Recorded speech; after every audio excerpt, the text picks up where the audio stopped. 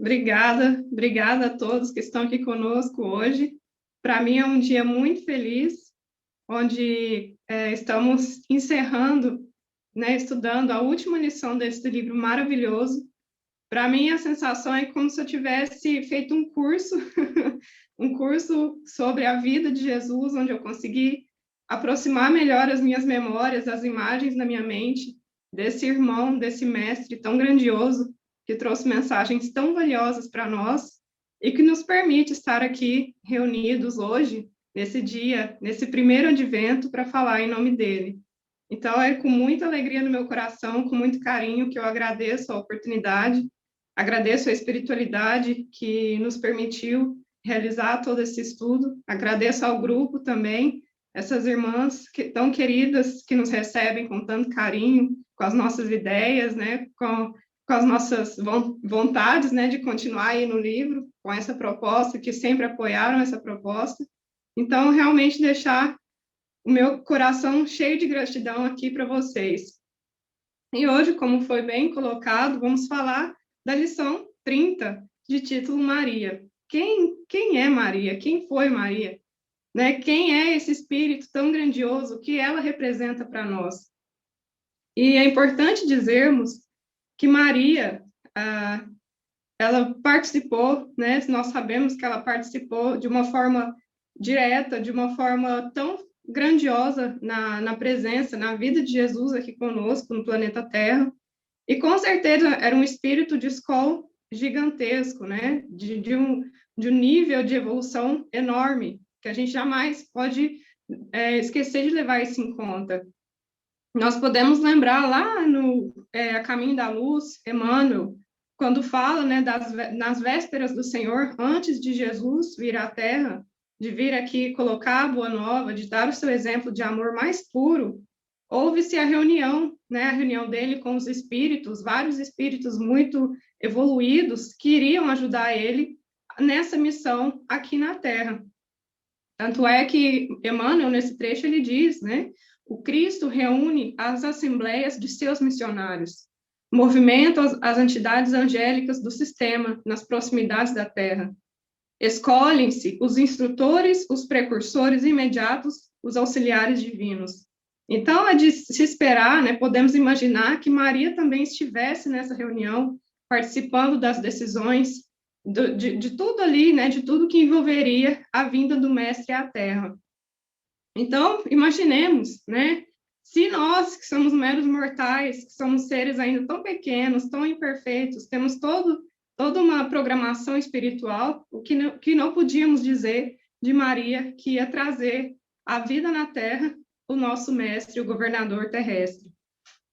Então, a lição de hoje, ela começa com um momento muito triste, um momento muito doloroso, que é quando Maria está junto à cruz, né, de frente ao madeiro, Maria vendo Jesus passando por seus mais dolorosos padecimentos. E naquela hora extrema, aqui já vemos a postura desse espírito tão forte, né, tão grandioso, que ela começou a trazer na sua mente as lembranças de Jesus. Não reclamava, não colocava impropérios, né, expressava qualquer tipo de revolta, de raiva, de ódio. Não, muito pelo contrário. Às vezes podemos falar que Maria não sabia exatamente, né, não sabia com clareza a sua missão, até mesmo por causa do esquecimento do passado, que nós sabemos que os espíritos, né, que nós encarnados passamos por isso, mas ela em seu coração sabia de qual a missão seu filho iria ser responsável.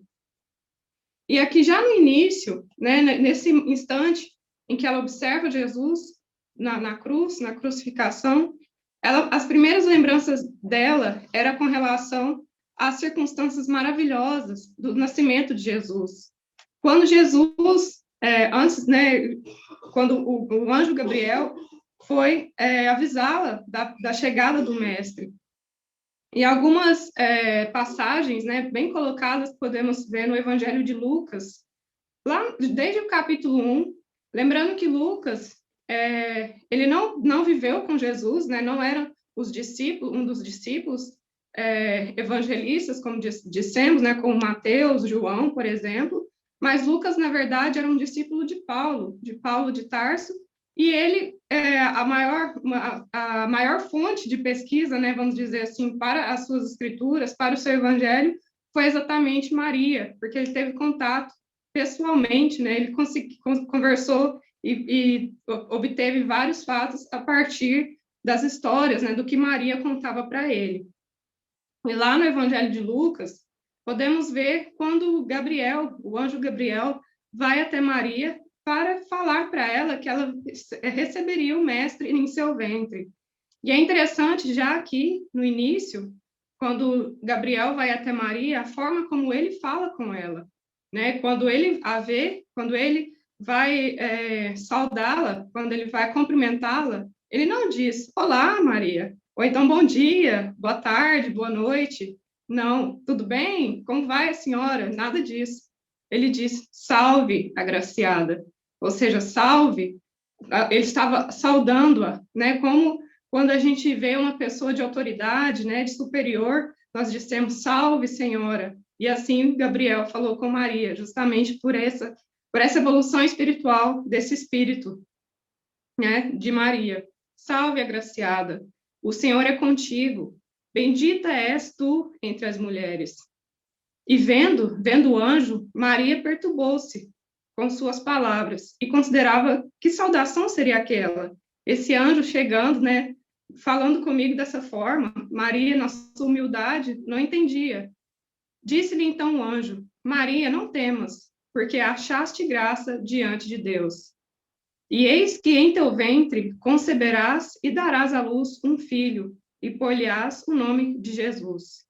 E disse Maria ao anjo, como se fará isso?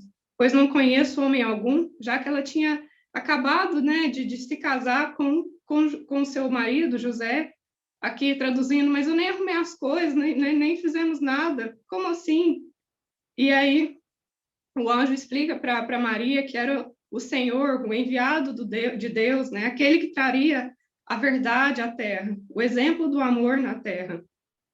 Eis que também, e ainda diz a ela, né? Eis que também Isabel, tua prima, concebeu um filho em sua velhice, e é este o 6º mês para aquela que era chamada estéril.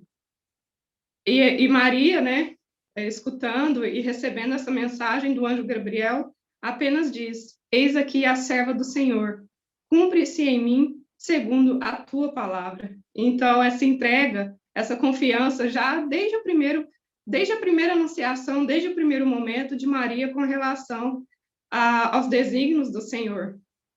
E é interessante, né, que o anjo Gabriel avisa para ela que Isabel, a prima, também estava grávida, sendo que a Isabel era considerada estéril e já era uma mulher de idade avançada. Era muito difícil esperar que ela conceberia um filho. E também em Lucas, lá é relatado que o anjo Gabriel também foi avisar ao marido da Isabel, a Zacarias, que ela estava esperando um filho. E diferente de Maria, né, que falou aqui, cumpre-se a vontade na serva, né, cumpre-se a vontade do Senhor na serva, Zacarias duvidou. Zacarias falou, mas como? Isabel, minha esposa, eu sou velho, ela já tem idade avançada, como que isso pode acontecer, né? E pela dúvida, né, por essa falta de confiança, Zacarias ainda ficou mudo, né, não conseguia falar até o nascimento de seu filho, que era João Batista. Que, se formos lembrarmos também, nós estudamos sobre João Batista nas nossas primeiras lições, que era o precursor de Jesus.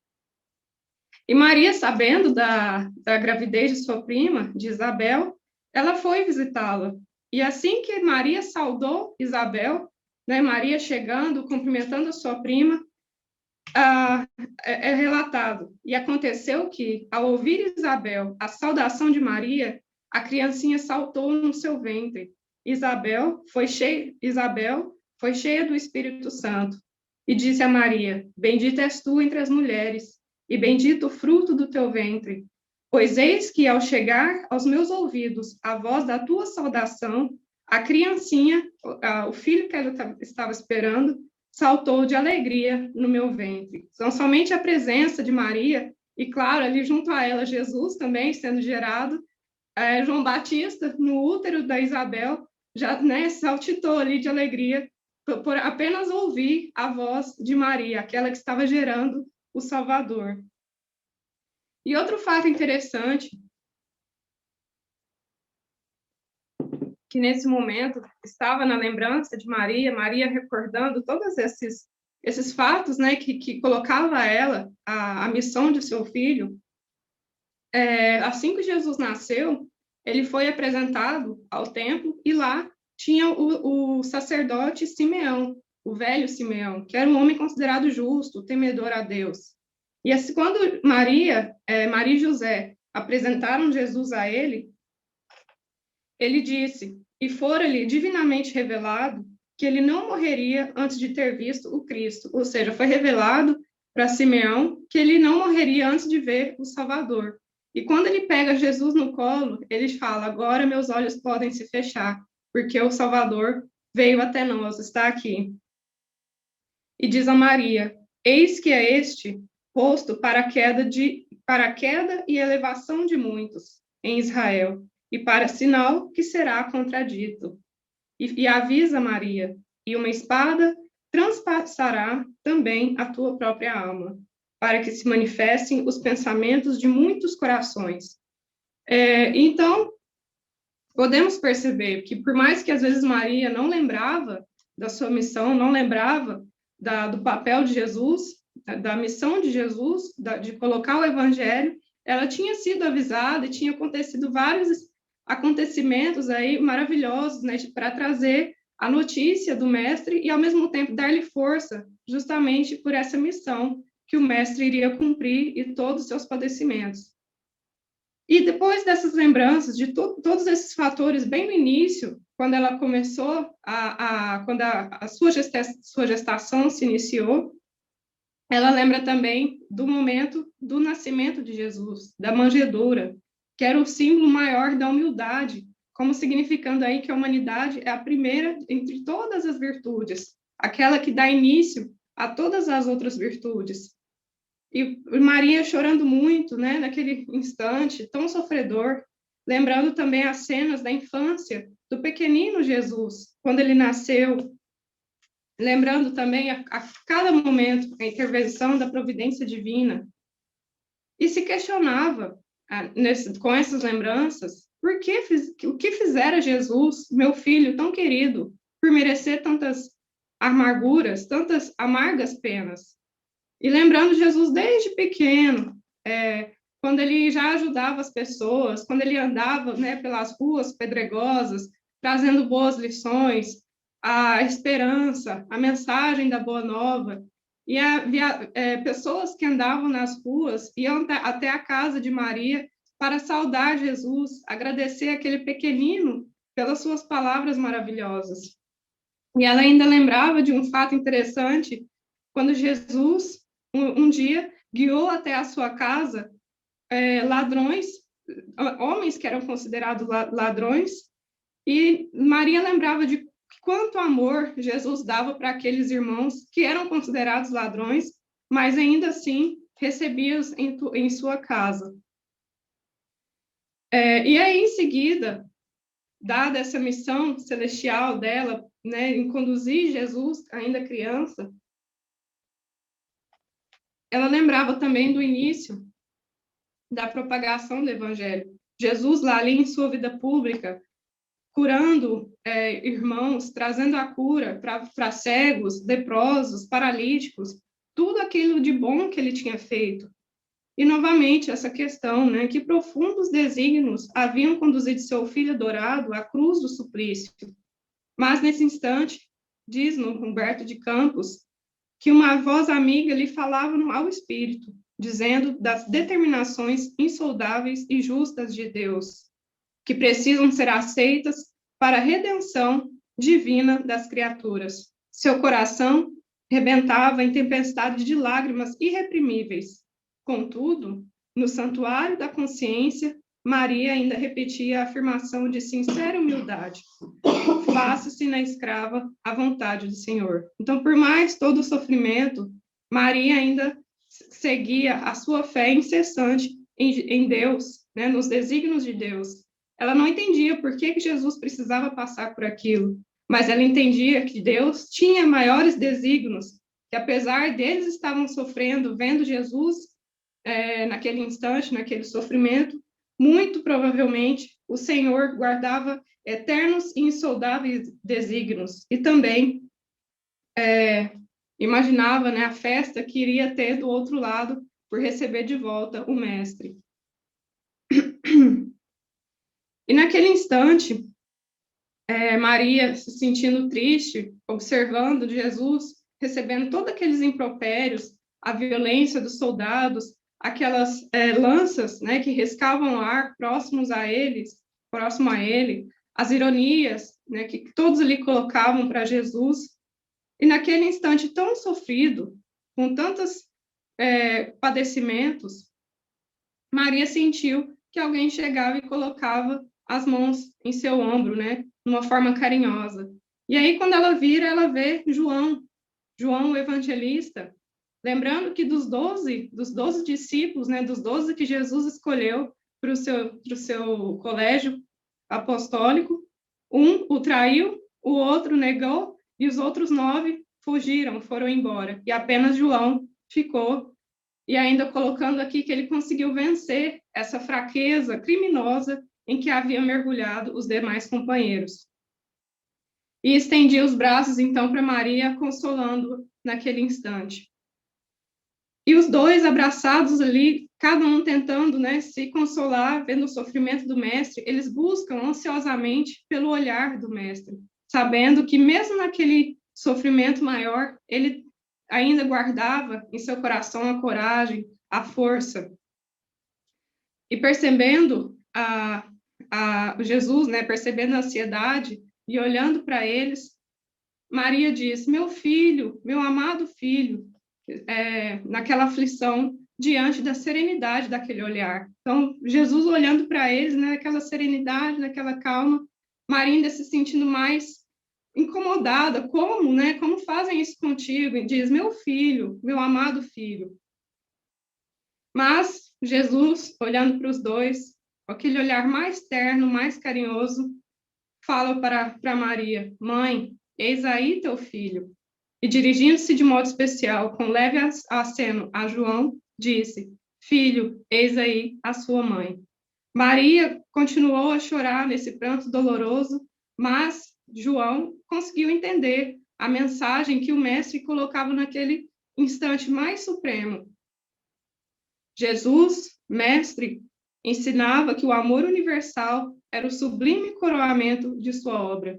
Então, aquele amor que Maria sentia tão fortemente por ele, uma vez que Jesus já não seria mais o seu filho, entre aspas, né, pela sua desencarnação, pelo seu retorno ao mundo espiritual, Maria colocaria aquele amor primeiro a João, representando cada um que chegasse ao caminho dela, que ela colocasse esse amor de uma forma universal. E João também, protegendo Maria, acolhendo-a.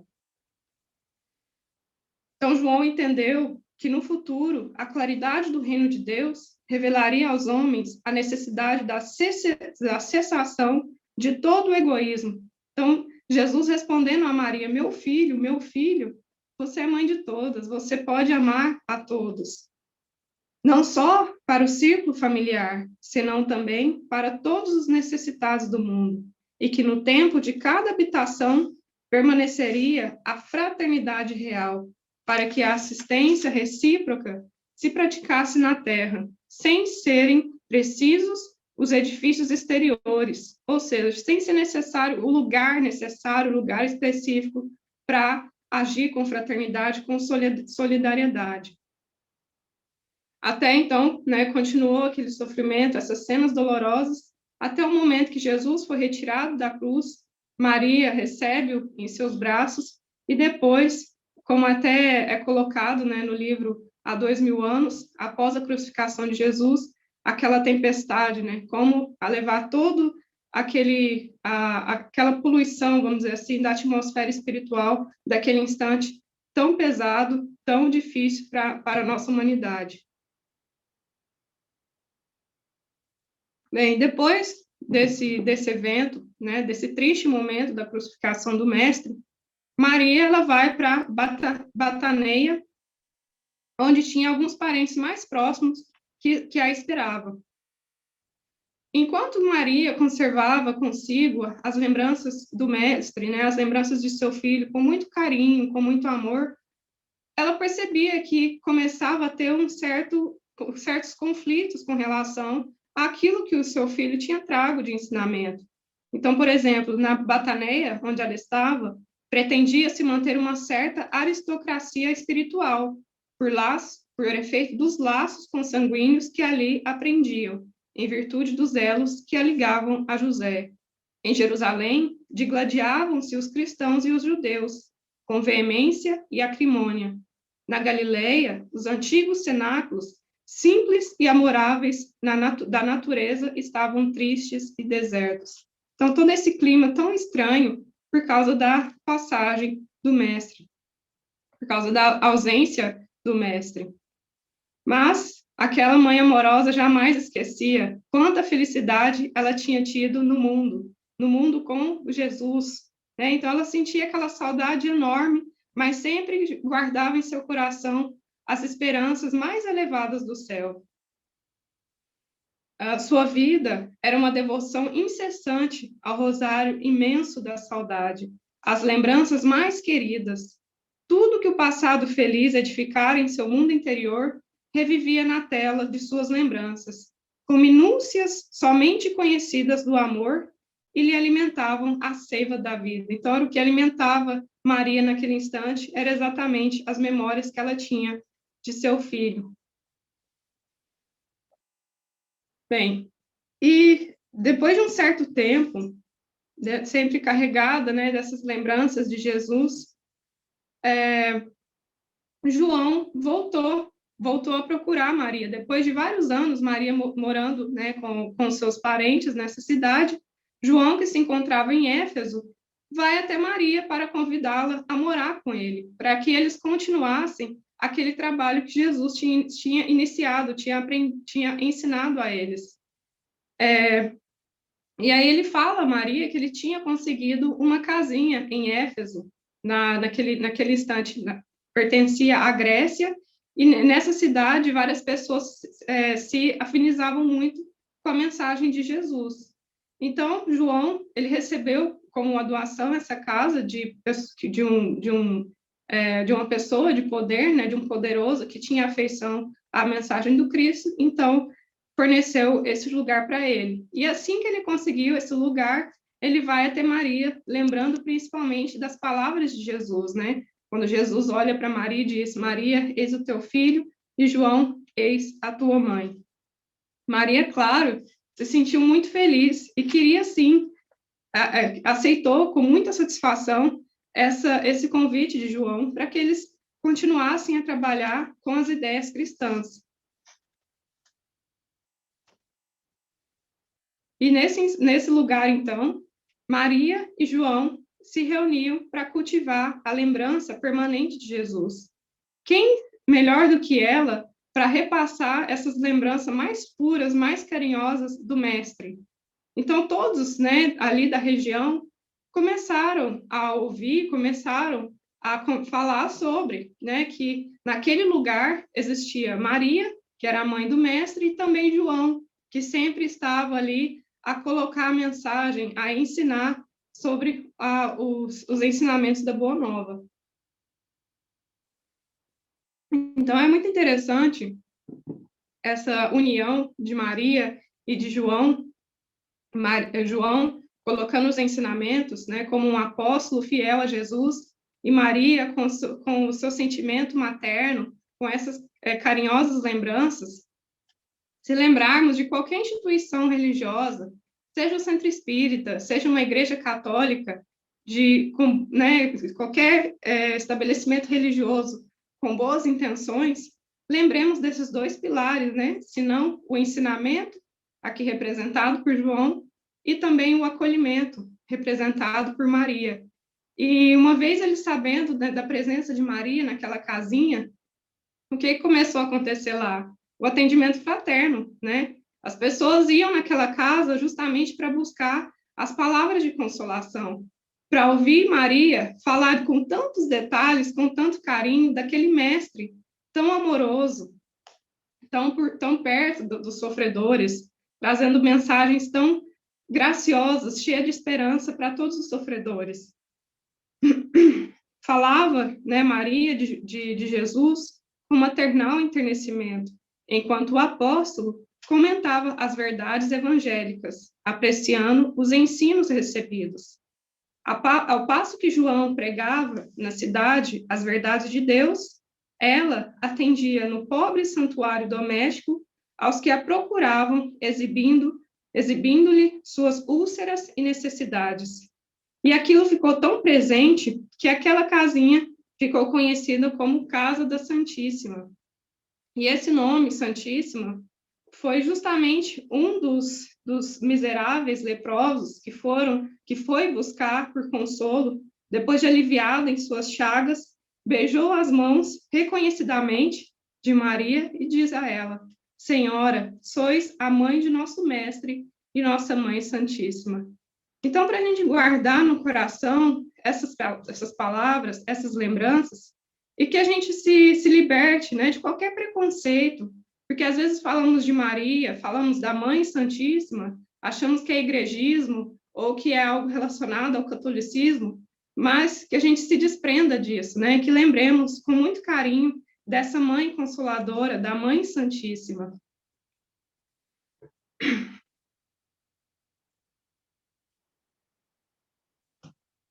E aí, esse título de maternidade fazia vibrar em Maria, em seu espírito, os cânticos mais doces, porque agora ela se sentia útil. Ela percebia que aquele amor que ela sentia por Jesus, ela poderia espalhar esse amor por todos os filhos, por todos os sofredores. E aí, lembrando de novo, né, quando Jesus disse: Mãe, eis aí o teu filho. Então, Jesus entregando a Maria, né, com seu sentimento de maternidade, esse sentimento de amor envolvente, a todos aqueles necessitados que iriam buscar ela.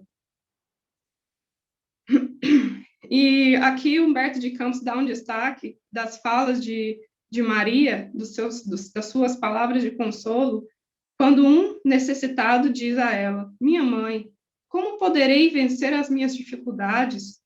Sinto-me abandonado na estrada escura da vida.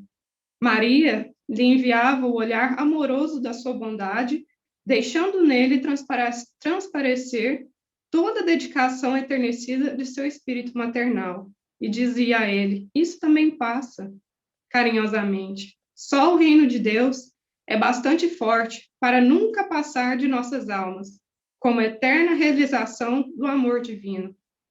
E aqui podemos lembrar do nosso querido Chico Xavier, grande exemplo de humildade. Diz que ele colocou nos dias de seu sofrimento, né? Ele colocou essa frase bem perto da sua cama: tudo passa, isso também passa. Para lembrar que tantos os momentos tristes, né? Ou quando a gente se encontra tão feliz que às vezes até esquece de agradecer, que tudo aqui na Terra passa. E como Maria diz, apenas o reino de Deus é bastante forte para nunca passar de nossas almas. E anos se passaram nessa tarefa tão bonita de João e Maria Santíssima, né? Foram aí os primeiros, né, a iniciar, a espalhar a mensagem do Mestre. E aí vai dizer que mesmo a velhice, né, chegando a Maria, não lhe acarretava nenhum cansaço, nem amarguras. A certeza da proteção divina lhe proporcionava interrupto consolo. Mas até então, de súbito, né, rapidamente, ela recebeu uma notícia muito dolorosa, que todos aqueles que lutavam, que iam atrás da mensagem de seu filho, do Mestre Divino, eles estavam sofrendo perseguições. Alguns cristãos banidos de Roma, traziam a Éfeso essas tristes informações. Em obediência aos éditos mais injustos, escravizaram-se os seguidores do Cristo, destruíam-se-lhe os lares, metiam-nos a ferro das prisões. Falava-se de festas públicas em que seus corpos eram dados como alimentos a feras insaciáveis, em horrendos espetáculos.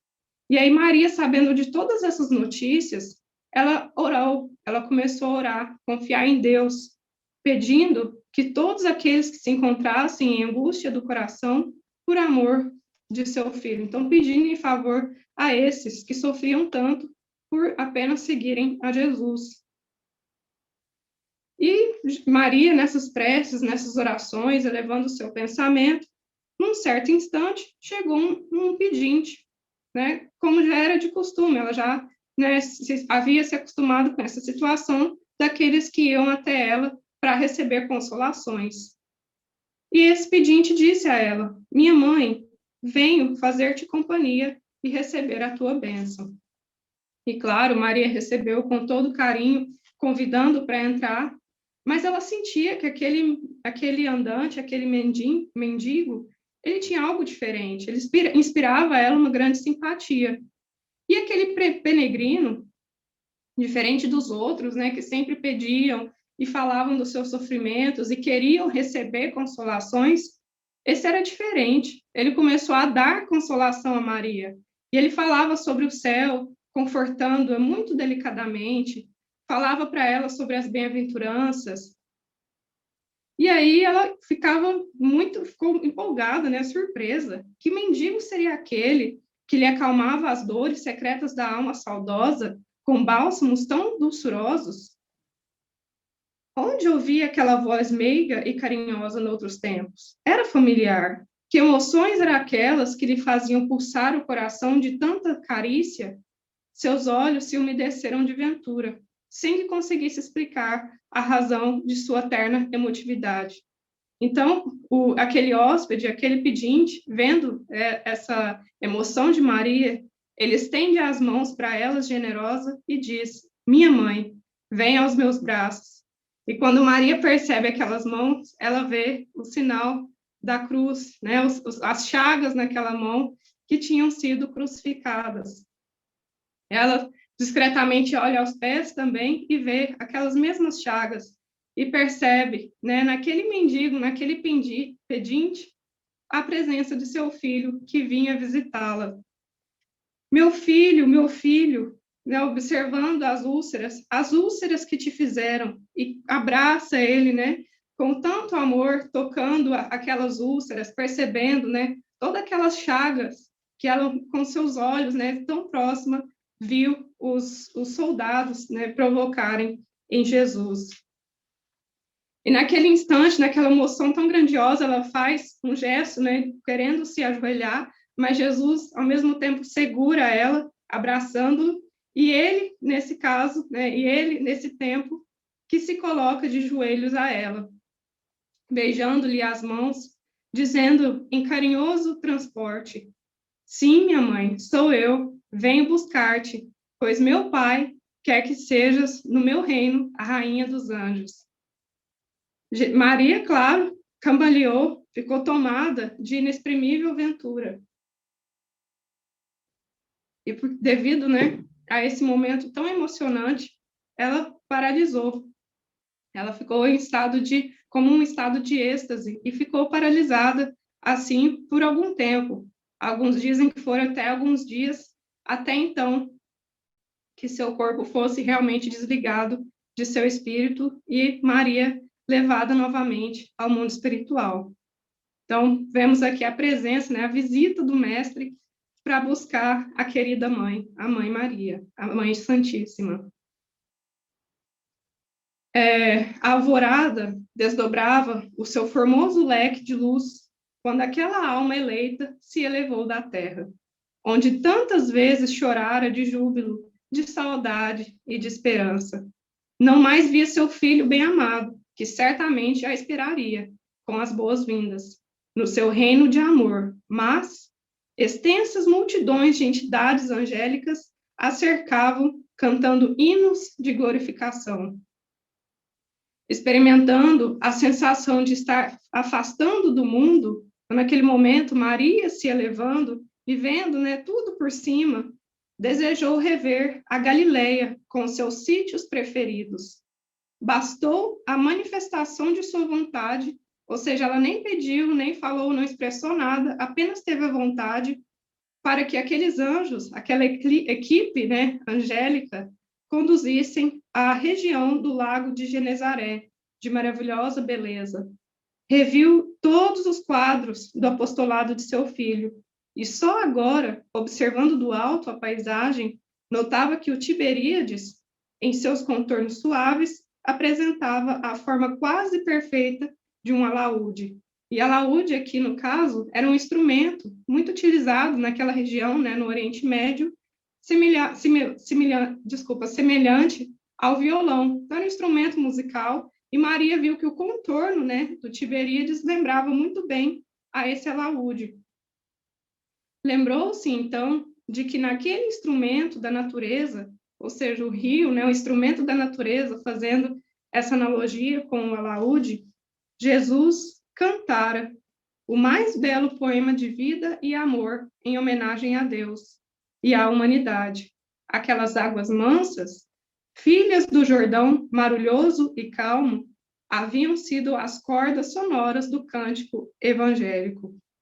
Docíssimas alegrias lhe invadiu o coração, e já a caravana espiritual se dispunha a partir, quando Maria se lembrou dos discípulos perseguidos pela crueldade do mundo e desejou abraçar os que ficariam no Vale das Sombras, à espera das claridades definidas do reino de Deus. Então, antes que aqueles anjos levassem Maria novamente para as alegrias do mundo espiritual, ela se lembrou de todos aqueles sofredores que ela recebia a notícia de que estavam sendo martirizados, estavam passando por momentos de horror, justamente por seguirem a Jesus. Em poucos instantes, só dela desejar aquilo, ela foi encaminhada para uma cidade, onde ela percebeu uma cidade grandiosa, maravilhosa, cheia de ouro, de carros, né? Aqui, pela descrição, podemos dizer que seria Roma, né? O centro do Império Romano, uma cidade tão poderosa, onde aconteciam os martírios dos cristãos. Mais alguns momentos, e seu olhar descobria outra multidão guardada a ferros, em escuros calabouços. Então, os cristãos que ficavam presos, né, nos porões dos prédios. Penetrou os sombrios cárceres do Esquilino, onde centenas de rostos amargurados retratavam padecimentos atrozes. Os condenados experimentaram no coração um consolo desconhecido. Então, apenas a presença de Maria, né, com aqueles todos que estavam sofrendo, já trouxe um pouquinho de esperança, de alívio no coração daqueles que estavam presos. Maria se aproximou de um a um, participou de suas angústias e orou com as suas preces, cheias de sofrimento e confiança. Sentiu-se mãe daquela assembleia de torturados pela injustiça do mundo. Espalhou a claridade misericordiosa de seu espírito entre aquelas fisionomias pálidas e tristes. Maria aliviou-lhes o coração e, antes de partir, sinceramente desejou deixar-lhe nos espíritos abatidos uma lembrança perene. O que possuía para dar? O que ela podia fazer para aqueles? Deveria suplicar a Deus para eles a liberdade? Mas ela lembrou que Jesus ensinava que com ele todo jugo é suave e todo fardo seria leve, parecendo melhor a escravidão com Deus do que a falsa liberdade dos desvãos do mundo.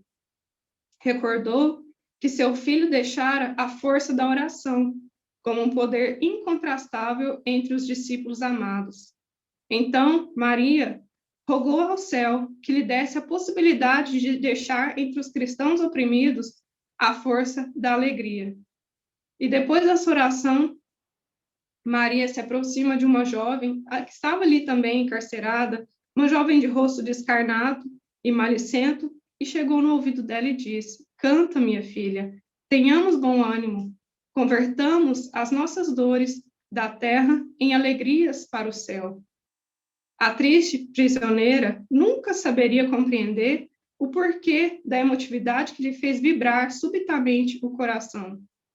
E num instante ela começa, essa jovem, a olhar, né, pelas janelas do firmamento, sentindo uma alegria indescritível, não sabia de onde vinha aquela alegria, mas a alegria de poder servir ao Senhor.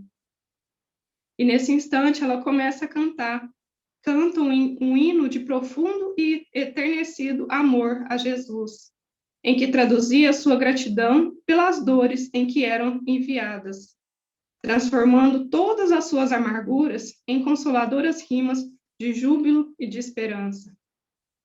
E daí, a esse instante, com esse canto, todos que estavam ao seu redor também começam a cantar. E isso é muito importante, muito interessante, porque todos que iriam ver esses cristãos sendo sacrificados, eles estavam esperando uma cena de horror, uma cena de terror, né? Que, como quando a gente assiste, por exemplo, um filme de terror, que a gente espera por aquela cena que nos vai trazer surpresa e sensações, mas eles começam a ver cristãos cantando em uma só sintonia, em louvores de agradecimento pela possibilidade de trabalharem, de se sacrificarem, de entregarem a sua vida em nome de Jesus. E aí lembremos, né, de várias das obras, principalmente as obras de Emmanuel, quão delicado, quão marcado que era essa questão dos cristãos que se entregavam à morte e jamais colocavam nenhuma palavra de rebeldia, nenhum tipo de palavra imprópria, né? Sempre agradecendo e sempre confiantes naquela fé imbatível ao Senhor. E para finalizar essa lição, né, para fechar todo o livro e principalmente essa lição, Humberto de Campos nos diz: por essa razão, irmãos meus, quando ouvirdes o cântico nos templos das diversas famílias religiosas do cristianismo, não vos esqueçais de fazer no coração um brando silêncio, para que a rosa mística de Nazaré espalhe aí o seu perfume. Então, para que nós lembremos sempre, com muito carinho, dessa mãe de todos, desse amor universal, desse amor que nos chega até nós hoje e que é infinito, né? que sempre nos acompanha, lembrando com muito carinho desse espírito grandioso que é Maria. É esse ensinamento que nós tínhamos para trazer hoje. Agradeço a todos que nos acompanhou, tanto os encarnados e também desencarnados, não esqueçamos disso, e muito obrigada.